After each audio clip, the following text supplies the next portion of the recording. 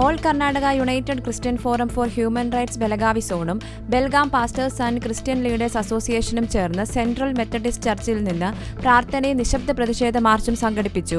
April 22-ന് 26 പേരുടെ മരണത്തിന് കാരണമായ കാശ്മീരിലെ മനുഷ്യത്വരഹിതമായ ഭീകരാക്രമണങ്ങൾക്കുള്ള പ്രതികരണമായാണ് ഈ പരിപാടി നടന്നത്.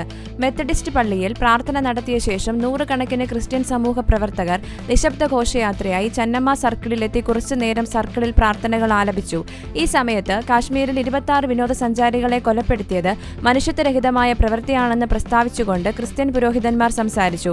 അക്രമം മനുഷ്യത്വത്തിനെതിരായ പ്രവൃത്തിയാണെന്നും ഒരു മതവും അക്രമത്തെ പ്രോത്സാഹിപ്പിക്കുന്നില്ലെന്നും അവർ ഊന്നി പറഞ്ഞു. ദൈവം നമ്മളെയെല്ലാം സൃഷ്ടിച്ചത് സ്നേഹത്തോടും വിശ്വാസത്തോടും കൂടി ഈ ലോകം അനുഭവിക്കാനാണെന്നും ആരെയും കൊല്ലാൻ ആർക്കും അവകാശമില്ലെന്നും അവർ എല്ലാവരെയും ഓർമ്മിപ്പിച്ചു. ഈ പ്രവൃത്തി അപലപനീയമാണ്.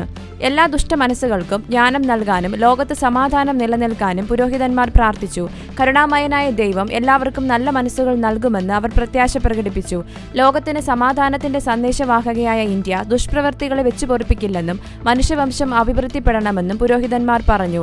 ദുഷ്ഗുണങ്ങൾ ഉള്ളവരോട് ക്ഷമിക്കാനും അവരെ ശരിയായ പാതയിലേക്ക് നയിക്കാനും അവർ ദൈവത്തോട് പ്രാർത്ഥിച്ചു. ചന്നമ്മ സർക്കിളിൽ നൂറുകണക്കിന് ക്രിസ്ത്യാനികൾ മെഴുകുതിരികൾ കത്തിച്ച് പരേതരായവരുടെ ആത്മാക്കൾക്ക് നിത്യശാന്തി ലഭിക്കാൻ പ്രാർത്ഥിച്ചു.